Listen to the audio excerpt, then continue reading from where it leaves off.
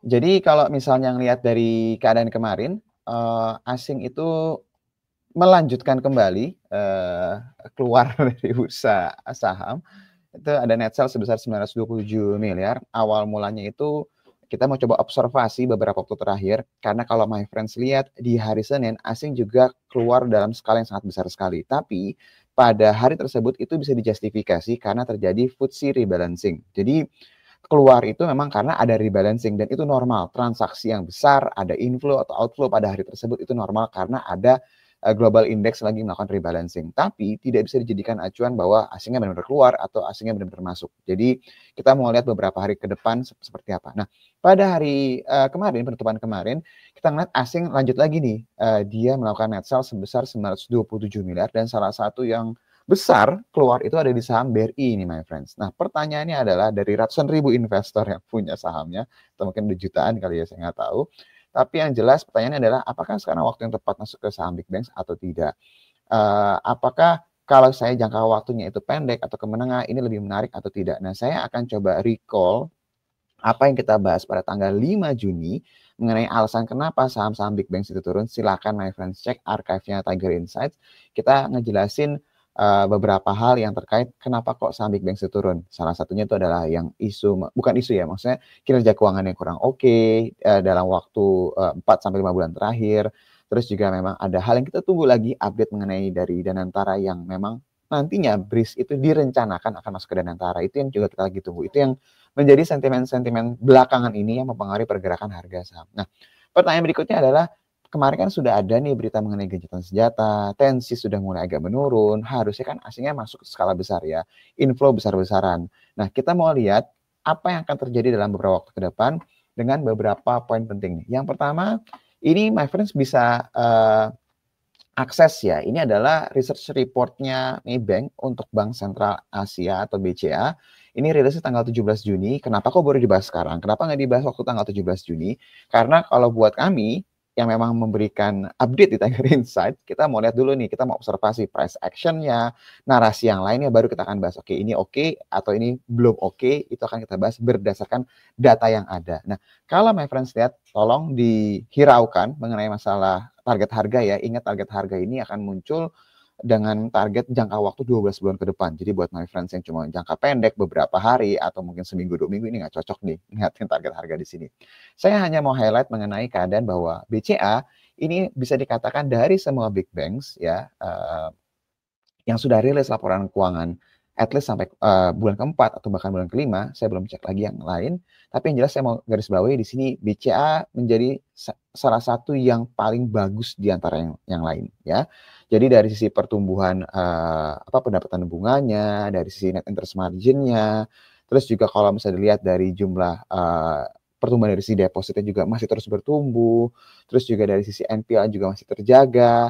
Dan kalau misalnya my friends baca secara detail report yang kita rilis, pertumbuhan itu masih double digit ya, baik dari penyaluran kredit, baik dari sisi pendapatan bunganya, baik dari sisi bottom line-nya atau net income-nya, ini masih bisa dikatakan, bukan dikatakan, berdasarkan data yang ada, pertumbuhannya masih double digit. Jadi kalau kita mau bilang, di antara yang lain, berdasarkan laporan keuangan yang sudah rilis, bisa dikatakan BCA adalah yang terbaik nih saat ini.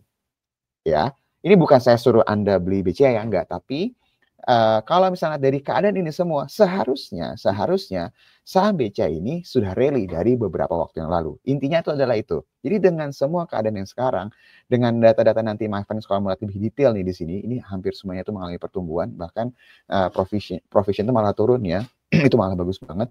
Ini kalau misalnya my friends lihat, harusnya BCA itu udah rally kencang banget. Harusnya dari beberapa waktu lalu atau mungkin pas kemarin gencatan senjata ini sudah naik kencang banget. Tapi kok ya belum naik yang kencang banget nih dengan keadaan sekarang. Jadi kalau kita biasa kita baca report atau kita baca suatu narasi, kita mau lihat price action-nya juga seperti apa. Kalau price action-nya itu belum tanda kutip mengkonfirmasi, berarti ada hal lain yang memang kita lagi harus tunggu terlebih dahulu. Jadi kalau ngelihat dari keadaan ini, kalau dalam waktu beberapa hari ke depan tidak terjadi rally yang kita inginkan, ya, tidak ada kenaikan yang signifikan, berarti ada baiknya jangan terlalu agresif terlebih dahulu. Ini berdasarkan observasi beberapa waktu terakhir ya my friends ya. Ini juga bisa berubah dalam beberapa hari ke depan kalau terjadi pergerakan yang signifikan. Nah, kalau misalnya my friends lihat, terakhir waktu tanggal 5 Juni, kita bahas bahwa dengan keadaan sekarang, dengan laporan keuangan yang sudah rilis, yang tanda kutip belum benar-benar memberikan gambar yang positif banget, terutama di BRI, gitu ya, terus juga di BNI, di Bank Mandiri, kemungkinan besar sentimennya mungkin nggak akan terlalu bagus. Pada tanggal 5 Juni sudah kita bahas. Terus juga kita bahas salah satu hal yang mau kita tunggu adalah mengenai skema yang nantinya kalau BRIS pindah ke bawahnya Danantara, ini akan seperti apa skemanya? Apakah nanti ada pembayaran secara cash kah, atau mungkin yang jelas harus dibayar ya, harus diambil harus ada pembayaran ke shareholders yang sebelumnya ya. Jadi skemanya ini kita mau tahu, dan yang paling penting adalah di harga berapa nantinya. Karena ini pasti akan besar impact-nya ke pergerakan market dan ke shareholders-nya si BRIS tersebut. Di mana shareholders itu ada Bank Mandiri, ada BRI, dan juga ada BNI. Nah, tadi poin pertama saya sudah jelasin bahwa kita mau lihat kira-kira BCA ini bisa nggak mengalami kenaikan dengan laporan keuangan atau kinerja keuangan yang baik. Nah, dari tanggal 5 Juni kemarin, bukan kemarin sih, beberapa waktu lalu kita bahas, sejauh ini tesisnya masih on track. Jadi kalau my friends lihat ini dari garis biru yang kita buat, sampai sekarang kecenderungannya saham-saham big banks itu masih terus mengalami penurunan. Nah, kalau ngelihat dari keadaan ini, apakah udah saatnya agresif? Apa udah saatnya harus beli dalam skala besar? Kalau memang jangka waktunya itu pendek ke menengah, bukan yang 5 tahun atau yang 3 tahun, ada baiknya kita coba menunggu terlebih dahulu ya my friends. Kenapa? Karena sebentar lagi bulan Juni selesai, kita akan lihat nih kira-kira kinerja semester 1 Big Banks ini akan seperti apa.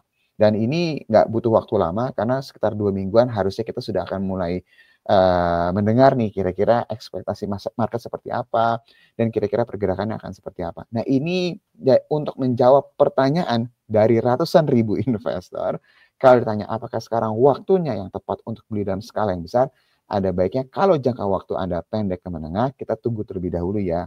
Nanti kira-kira masih ada potensi koreksi lagi atau tidak. Kalau ataupun koreksi lebih dalam atau enggak, itu yang mau kita lihat. Dan apakah ada narasi lanjutan nih dari hal-hal yang kita tunggu dari sebelumnya. Misalnya dari tadi yang narasi mengenai Danantara, BRIS ke Danantara, terus juga nanti mengenai masa pertumbuhan kredit, dan beberapa hal lain yang kita lagi coba tunggu, itu yang akan lebih meyakinkan. Tapi kalau buat jangka panjang ya lain ceritanya ya. Itu kurang lebih update untuk big banks. Jadi ada baiknya jangan terlalu agresif dulu, kita tunggu biar lebih yakin lah ya.